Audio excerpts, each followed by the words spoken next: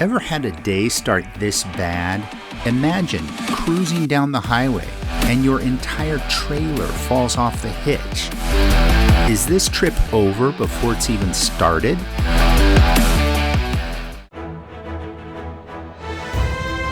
Welcome, viewers, to our 2024 Epic Alaska Road Trip.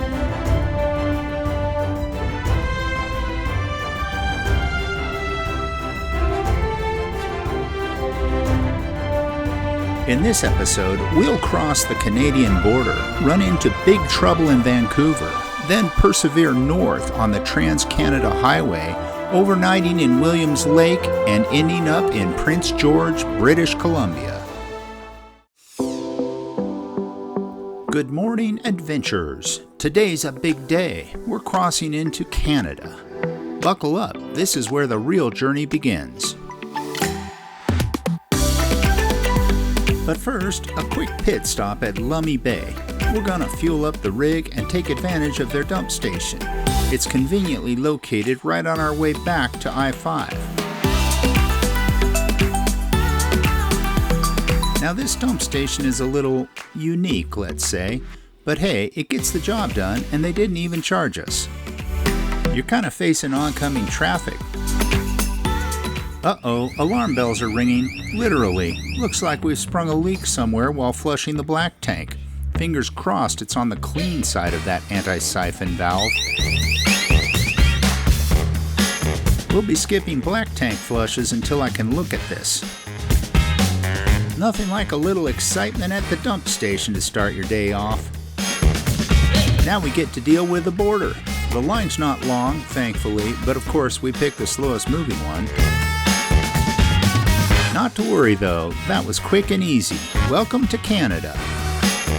Our plan is to grab some groceries, then head over to the Sea to Sky Highway.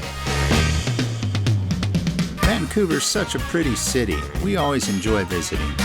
But this is our first time towing the trailer here, and traffic is a bit much. We're taking the 91A to Burnaby. Oh no! What's happened? The trailer's dropped. It's dragging behind us. Oh my God. I think you're hit. There's nowhere to pull over. Oh man. Oh no. I've never felt a sinking feeling like this before. It's absolute terror.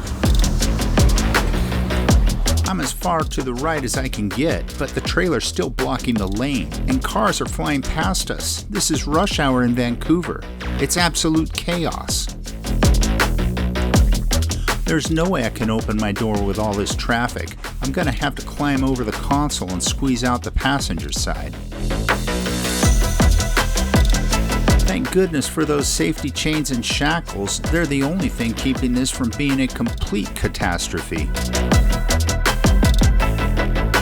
The hitch pin was in place. The hitch must have failed. Oh man, look at this. The bumper's trashed. Both sides. That's gonna cost. It's unbelievable. The entire front of the trailer was resting on the tongue jack and those weight distribution brackets. Those brackets really took a beating. They're completely ground down from scraping along the road, but they did seem to save the rest of the trailer. I need to call AAA. We're definitely gonna need a tow truck, and a big one at that, to get us out of this mess. This tongue jack has seen better days. It must have pivoted forward and smashed into the bumper. At this point, we're not even sure what went wrong. And the big question is, how long are repairs gonna take? If we can even find someone up here to work on it quickly. Are we looking at a week, maybe 2, before we can hit the road again? This whole trip could be over before it's really even started. Man, the tow truck's taking forever. And where are the police? We haven't seen a single cruiser drive by in the last hour. This isn't exactly the middle of nowhere.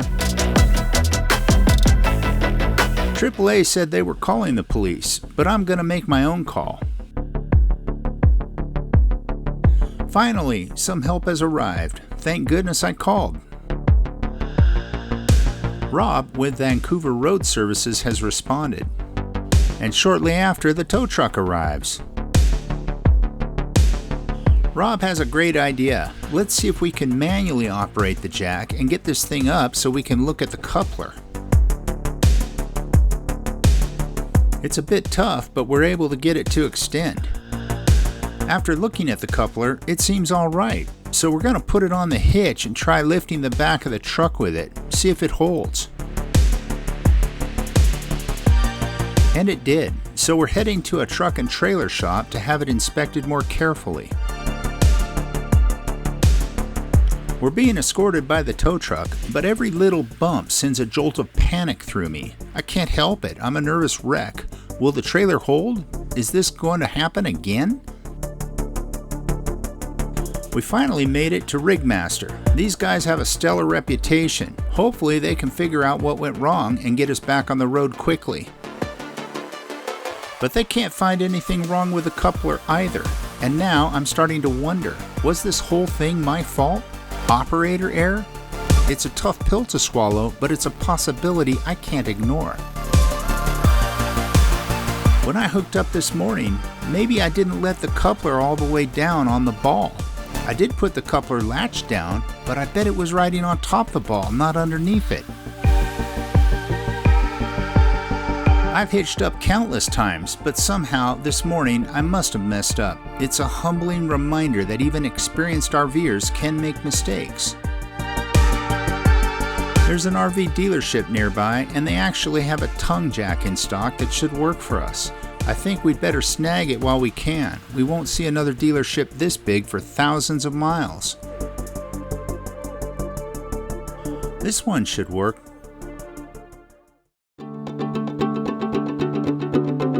Now you might think we're completely nuts for even considering continuing this 9,000 mile journey after what just happened. And honestly, we might just agree with you. But hold that thought. We need to stop in and get some groceries first. We've heard so much about Canadian superstores, we're excited to finally see one for ourselves. Okay, so locked carts and a deposit to unlock them. Interesting. We crossed the border with an empty fridge thanks to all those stories about what you can't bring in. And as we'll be traveling through some pretty remote places, we need to stock up while we can. This store didn't disappoint. Alright, shopping done. Now back to our revised plan. We originally wanted to take the scenic Sea to Sky Highway, but with the time lost from the accident, that's not happening. Instead, we're going to take the Trans-Canada Highway and reconnect with our original route just north of Cache Creek.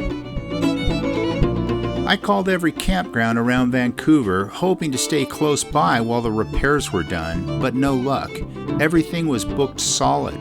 So we managed to find a harvest host about 100 miles up the road.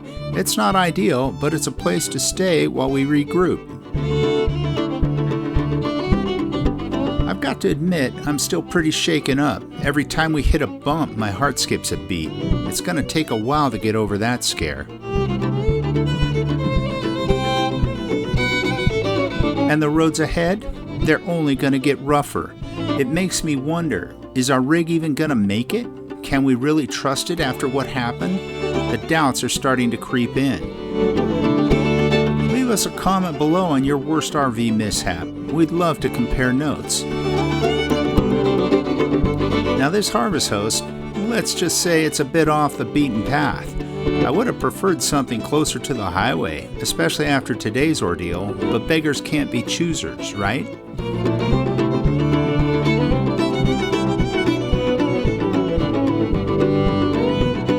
Finally, after several miles of dirt road, we have arrived. The host said we can pick any open spot, so let's take a quick drive around and see what looks good.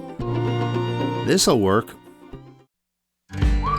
Alright, first things first, let's get that new tongue jack installed. But before we can do that, we've got to wrestle this old one off. I don't keep a big file in my tool bag, but it sure would be handy to remove this fused-on lip. After about a half hour wrestling that old jack, we finally got it out. Thankfully, the new one goes in a lot smoother. After all the excitement and stress of today, a simple pizza and salad dinner is the perfect way to end the night. Well, good morning. It's a new day, a fresh start. We're going to take a stroll over to the camp store and check it out. The store has some pretty flexible hours. It looks like they adjust them depending on how many campers are around. Fortunately, we caught them while open. They have the normal staples. That's good because they're so far off the road, but they also have some beef they raise on the farm here. It's supposed to be delicious.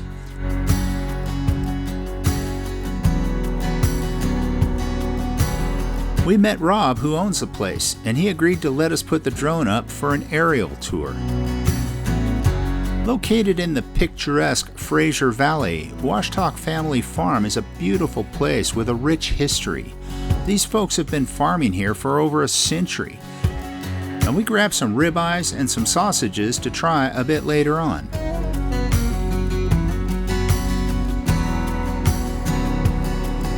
Their commitment to sustainable, ethical farming is really impressive. Supporting a local business like this is definitely a highlight of RVing. The days are incredibly long up here in the summer, and Rob takes full advantage of every bit of daylight to keep up with all the work on the farm. It's clear he's passionate about what he does. Even though there's a lot of activity happening on the farm, the campground itself is very quiet and peaceful. It's exactly the kind of tranquil escape we enjoy. We'll leave a link in the description in case you're interested in checking this out yourself.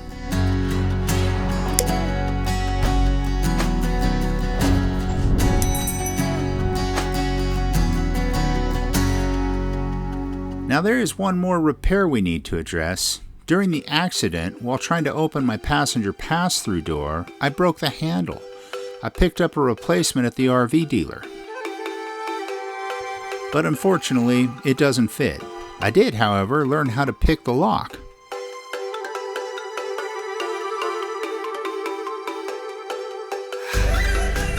While we've been enjoying the peace and quiet here at Washtok, there's been another story unfolding in the background.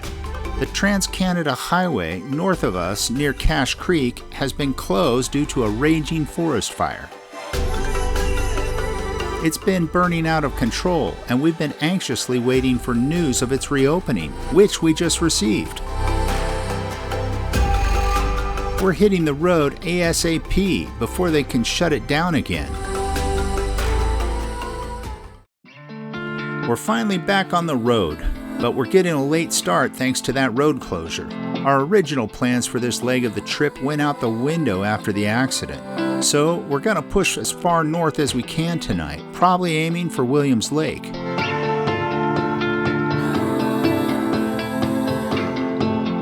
Honestly, we're a little on edge. Every time we round a bend, we're half expecting to see the road closed again. Clearly, they're still actively fighting the fire.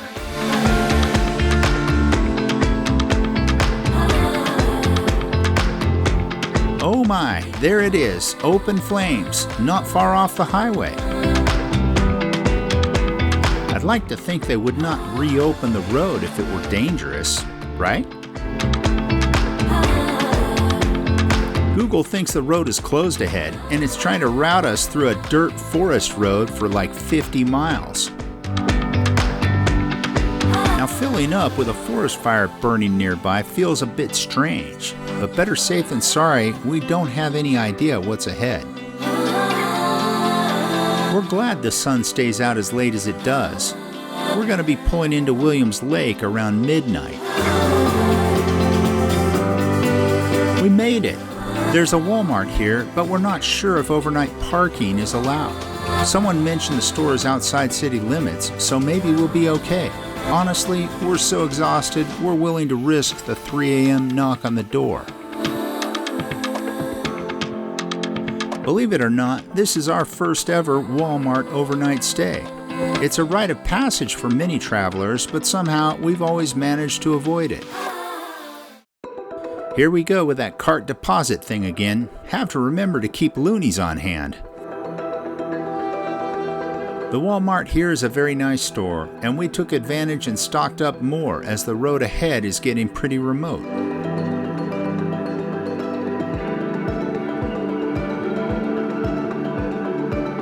Well, we've got a long way to go, so let's hit the road.